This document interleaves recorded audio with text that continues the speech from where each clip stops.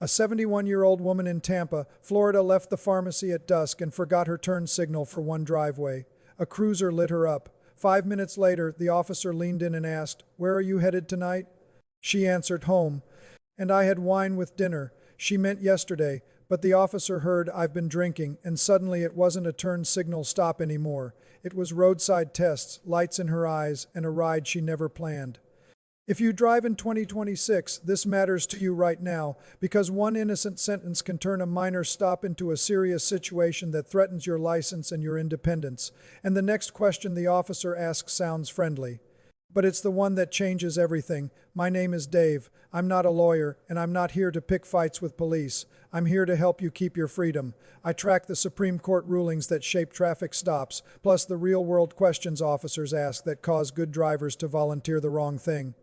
Today you're going to learn what police can legally do at almost every traffic stop in 2026, and the exact words that protect you without turning the stop into an argument. Here's why 2026 is different. Before 2026, most drivers still treated a stop like a simple ticket event. You made a small mistake.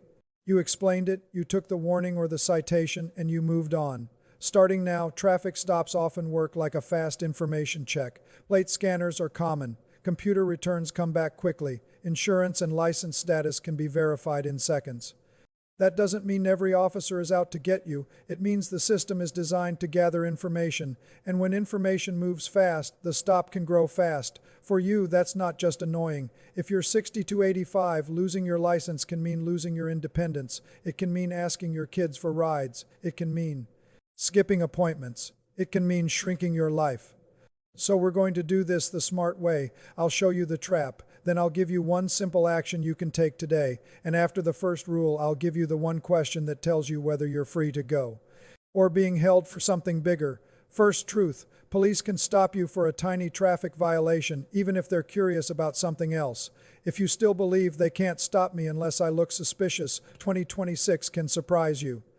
In Warren v. United States, the Supreme Court said that as long as an officer has a valid reason to believe a traffic violation happened, the stop is legal, even if the officer has another motive. Now picture your life. You're in Columbus, Ohio, driving home from your cardiologist. You drift a tire onto the lane line while you adjust your glasses. You're not dangerous, but the cruiser sees a reason. The consequence is simple. A small mistake can open the door to a stop, questions, and pressure. The fix you can do today is boring, and that's why it works. Once a week, take 5 minutes and check brake lights, headlights, turn signals, and your plate light. Keep your registration and insurance in one easy spot. Now here's the next surprise, and it's bigger. Even if the stop started small, an officer can order you out of your own car. And how you handle that moment sets the tone for everything that happens next. An officer can tell you to step out. In Pennsylvania v. Mims, the Supreme Court said an officer may order a driver out during a lawful traffic stop, and in Maryland v. Wilson, the court said an officer may order passengers out too. Imagine you're in Houston, Texas, dressed nicely for church. You get stopped for going 6 over in a 35. The officer says, "Sir, step out for me." Your chest tightens. You think, "What did I do?"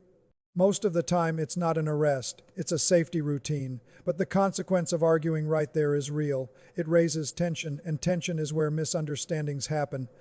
So here's phrase number 1. Memorize it. "Officer, I will comply. I'm going to move slowly." Then you do exactly that. Hands visible, slow movements. Now let me ask you a simple question. When you get nervous, do you talk more or less? Because the next part is where good people accidentally talk themselves into trouble without even realizing they did it. The most dangerous part of a traffic stop is not the ticket, it's the conversation. Officers can ask you lots of questions, but many of those questions are optional, and your words can't be taken back. Questions like, "Do you know why I pulled you over? Where are you coming from? Where are you headed? Have you had anything to drink today?" Here's a real-life picture. You're driving to your granddaughter's birthday dinner in Savannah, Georgia. The officer asks, "Have you had anything to drink?"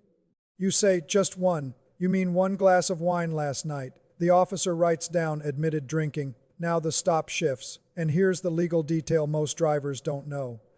In Berkemer v. McCarty, the Supreme Court explained that routine roadside questioning during a traffic stop is generally not treated like full custodial interrogation for Miranda purposes. In plain English, don't wait for a Miranda warning before questions start. So you protect your mouth now. Here's phrase number 2. Officer, I'd like to stay silent about my day. I'm happy to provide my license and insurance. Respectful, clear, done. Now here's the open loop. If you can stay calm and quiet, you just avoided one trap. But there's a second trap that catches polite seniors even more often because it sounds like a simple favor. Mind if I take a quick look?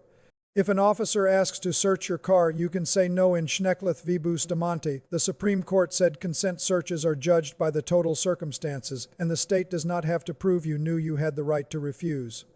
And in Ohio v. Robinette, the court said an officer does not have to tell you you're free to go before asking for consent. Here's how it plays out. You're in Phoenix, Arizona. You get a warning for a minor violation. Then the officer smiles and says, before you go, mind if I take a quick look in the car? Your instinct is to be polite, but your car is real life. A family member's bag, old receipts, prescription bottles, private things. The consequence is you can lose control of the scene, even when you've done nothing wrong. So here's phrase number 3. Officer, I don't consent to any searches. Say it once, say it calmly, then stop talking. Now here's where people get confused. They say no to a search, but they still end up with a dog around their car. The timing of that dog is everything, and most drivers don't know the rule. A canine sniff can be legal during the stop, but police generally cannot hold you longer just to wait for the dog. In Illinois v. Cabales, the Supreme Court said a dog sniff during a lawful traffic stop did not require extra suspicion. But in Rodriguez v. United States, the Supreme Court said officers cannot extend the stop beyond the time needed to handle the traffic issue just to conduct a dog sniff unless there's independent reasonable suspicion. Picture it, you're driving through Nebraska to visit family. You get a warning for drifting onto the shoulder. The officer hands your license back. Then the officer says, hang tight. You wait because you don't want to be rude. And this is where one question protects you. Phrase number 4. Officer, am I free to leave?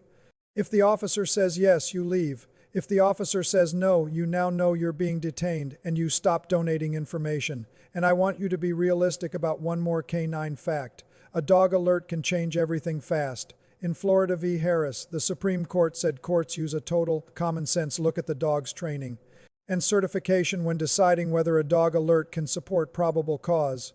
So the goal is not arguing about dogs. The goal is keeping your words clean and your consent clear. If you're still with me, here's the part most people miss entirely. A traffic stop is not just about what an officer can do, it's about what you agree to. And seniors tend to cooperate because you were raised to be respectful. That's a strength, but in 2026, you need a respectful boundary. If this is helping you, a quick subscribe takes 2 seconds, and it helps me keep making videos like this for older drivers. Now we need to cover the name issue because this is where people accidentally create a new charge.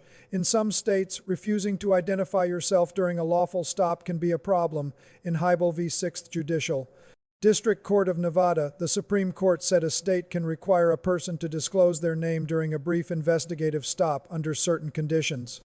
And real state laws follow that idea. For example, the ACLU's Chart of Stop and Identify statutes explains that Nevada has language saying a detained person shall identify themselves, but may not be compelled to answer other questions.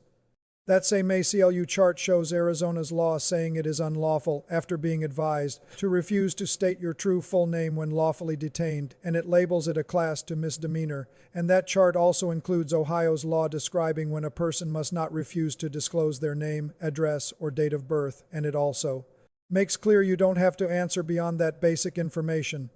So here's the safe, simple approach. Give basic identification, then go quiet. You can still protect everything else with phrase number 2. Officer, I'd like to stay silent about my day. I'm happy to provide my license and insurance. Now let's talk about the device that holds your whole life, because one helpful moment with your phone can expose years of private life in seconds. Your phone. In Riley v. California, the Supreme Court said police generally may not, without a warrant, search the digital information on a cell phone seized from a person who has been arrested. But on the roadside, officers still ask. They might say, "Can you unlock it so I can verify what you're saying?" That sounds small. It's not. Your phone is photos, messages, banking, medical portals, and your location history. So here's phrase number 5. Officer, I don't consent to a search of my phone. If you have a warrant, I will follow it, then stop talking. Now here's a problem that hits seniors who loan their car to family, sometimes. The stop starts on a screen before the officer even sees your face. Your license plate can trigger a stop.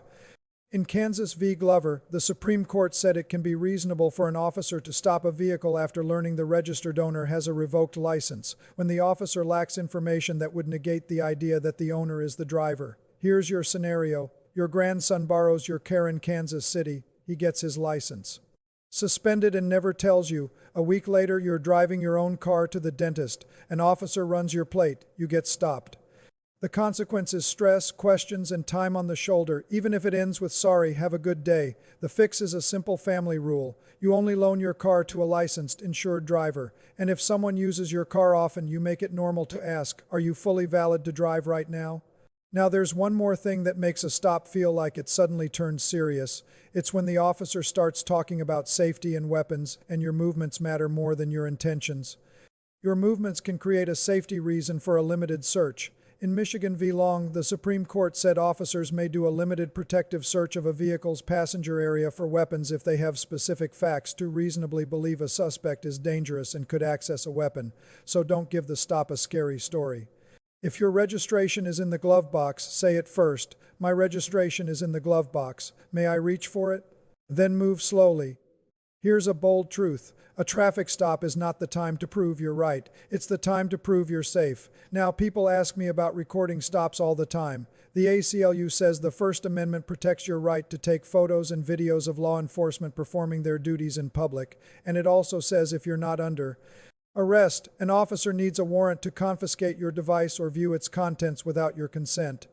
If you decide to record, do it safely. Place your phone on the dashboard or mount. Don't wave it around. Don't reach suddenly. And don't turn recording into an argument. Also remember, audio recording rules can be stricter in states like California, Florida, and Pennsylvania, especially for private conversations. Now, one more reality, because it explains why debating on the shoulder can go nowhere.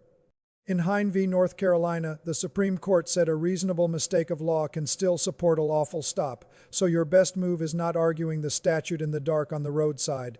Your best move is calm compliance and clean words. Now let's lock in the 5 phrases in the exact order I want you to use them. 1. Officer, I will comply. I'm going to move slowly. 2. Officer, I'd like to stay silent about my day. I'm happy to provide my license and insurance. 3. Officer, I don't consent to any searches. 4. Officer, am I free to leave? 5. Officer, I don't consent to a search of my phone. If you have a warrant, I will follow it. Here is exactly what I want you to do this week. Action 1. Do the 5-minute car check. Lights, signals, plate light, and a clean windshield. Fix the tiny things that create a legal reason to stop you. Action 2. Set up your documents, so you never have to dig. Keep your license, registration, and insurance in one place. Practice reaching slowly while keeping your hands visible. Action 3. Practice the 5 phrases out loud at home. Say them like you're rehearsing for a play. Under stress, you fall back to habit. Action 4. Clean out mystery items in your car. Old bags, other people's belongings, and anything that can be misunderstood. Action 5. Tighten your family car rules. Don't loan your car to anyone who can't prove they are licensed and insured. Now I'll close with the most important takeaway. In 2026, police can legally do a lot at a traffic stop, but the biggest difference is what you volunteer. You protect your freedom with calm phrases, slow movements, and clear boundaries. Tell me in the comments which part surprised you most. Was it the consent search, the canine timing, the stop and identify issue, or the phone rule? And if you want more videos that protect your license and your freedom, tap like and subscribe. I'm Dave, drive safe, and I'll see you in the next one.